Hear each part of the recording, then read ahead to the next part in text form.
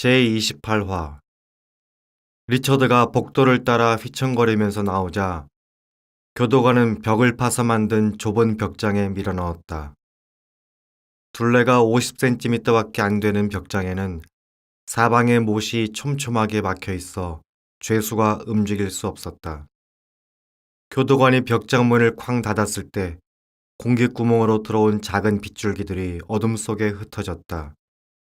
리처드는 등을 기댔다. 못에 찔렸다. 앞쪽으로 재빨리 상체를 기울였다. 상자 안쪽을 뒤덮은 못들이 살을 파고들었다. 여기저기 찔린 리처드는 공황 상태에 빠졌다. 못들이 팔과 가슴을 찌르는 동안 리처드는 고통스럽게 몸을 꼼지락거렸다. 완벽한 부동자세로 서 있어야 못에 찔리는 것을 피할 수 있었다. 몇 시간 뒤에 교도관이 벽장문을 열어주었다. 리처드는 온몸을 찔린 데다가 서 있을 힘이 없어 풀썩 주저앉았다. 교도관은 잠깐 쉬게 한 뒤에 리처드를 다시 그 안에 밀어넣었다. 때로 리처드는 어둠 속에서 질식해 죽을 것 같았다. 리처드는 다윗 왕이 지은 시를 외우며 위안받으려 애썼다. 시편 23편 4절 말씀이었다. 내가 사망의 음침한 골짜기로 다닐지라도 해를 두려워하지 않을 것은 주께서 나와 함께 하심이라. 주의 지팡이와 막대기가 나를 안위하시나이다. 그러나 리처드는 옴짝달싹 할 수가 없었다. 리처드는 사망의 음침한 골짜기로 다니기는 고사하고 손가락 하나 까딱할 수 없었다. 리처드는 눈을 감고 그리스 아토스 산에 있는 동굴을 상상했다. 그 동굴에 살았던 기독교 수도사들은 산을 파서 만든 비좁고 갑갑한 공간에 갇혀 심장 박동에 박자를 맞추어 기도문을 썼다. 하나님의 아들, 주, 예수, 그리스도여, 나에게 자비를 베푸소서. 리처드는 몇 시간 동안 이 기도를 암송했다. 육신은 고통스러웠지만 기도를 되풀이하다 보니 자신도 모르게 그 고통을 견딜 수 있었다. 리처드가 카르처 안에서 이틀을 보내자 의사는 그만 꺼내줘야 한다고 교도관에게 요청했다. 햇빛을 보지 못하고 영양가 있는 음식을 먹지 못해 리처드의 머리카락은 자라지 않았고 손톱은 말라버렸다. 부크레슈티 거리에서 교도관들에게 납치당했을 때만 해도 리처드는 잘생긴 39살 남자였다. 그러나 이제 화장실에서 주운 거울 조각에 얼굴을 비춰본 리처드는 거울 속에서 자신을 물끄러미 바라보는 노인을 알아볼 수 없었다. 리처드는 전과 달리 앙상하게 뼈만 남은 자신의 몸이 낯설었다. 가족들은 리처드를 알아볼 수 있었을까?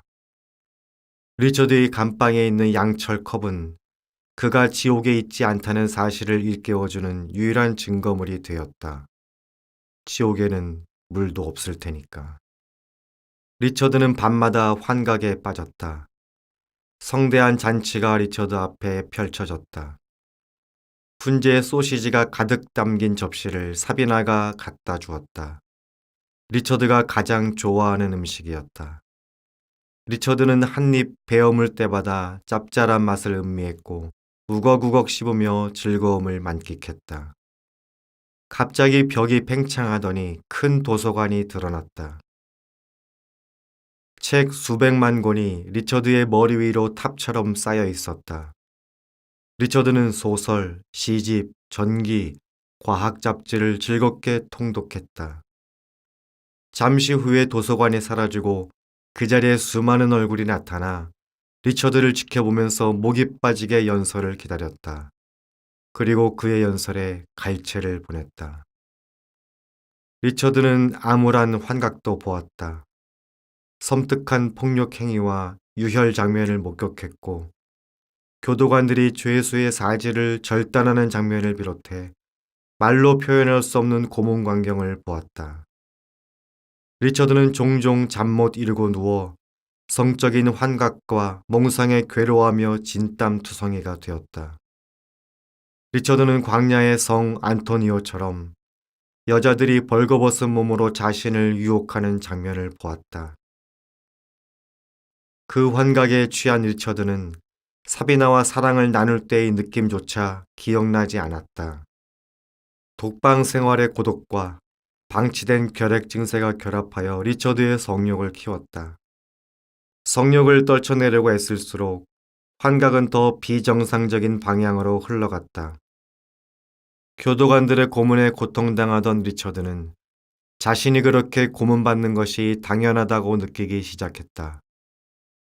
죄책감에 좌절하고 괴롭힘당한 리처드는 그 괴로움에서 건져달라고 하나님께 부르짖었다. 하나님은 리처드의 기도에 응답하셨고 마침내 리처드는 환각을 떨쳐낼 전략을 생각해냈다. 리처드는 환각을 적대적인 침입자로 여기기로 했다. 죄가 아니라 유혹으로 보기로 한 것이다. 리처드는 그런 환각을 보는 자신을 탓하는 대신에 냉철한 이성으로 무장했다. 하나님은 리처드에게 빼어난 지성을 주셨다. 리처드는 감옥 생활 내내 총 10만 단어를 사용하여 시를 300편 지었다. 리처드는 교도관들에게 구타당하고 약물을 주입당하고 잠자는 시간을 빼앗긴 과정에서 그 시들을 다 잊었지만 석방된 후에 기억해내기 시작하여 다시 기록했다. 의사들이 다른 바이러스와 싸우기 위해 바이러스를 사용하는 것과 마찬가지로 리처드는 가상의 적들이 사용하는 무기로 그 적들을 정복하기로 결단했다. 사탄이 쏜 화살을 다시 원수 사탄에게 정확히 쏠 수 있었던 것이다. 리처드는 날마다 자신의 성적 환각을 지성으로 굴복시켜 노예로 삼았다. 리처드는 죄로 가득한 생각들이 자신의 감방을 지배하게 용납하지 않았고 이사야 54장 17절에 기록된 대로 너를 치려고 제조된 모든 연장이 쓸모가 없을 것이라 는 하나님의 약속을 온전히 의지했다. 리처드는 신문당하는 동안에 자기 생각 일부를 완전히 차단하는 능력을 곧 발전시켰다. 그런 방법을 쓴 결과 친구들 이름과 주소를 발설할까 걱정할 필요가 없었다. 리처드는 친구들 이름이나 주소를 정말로 기억해낼 수가 없었다.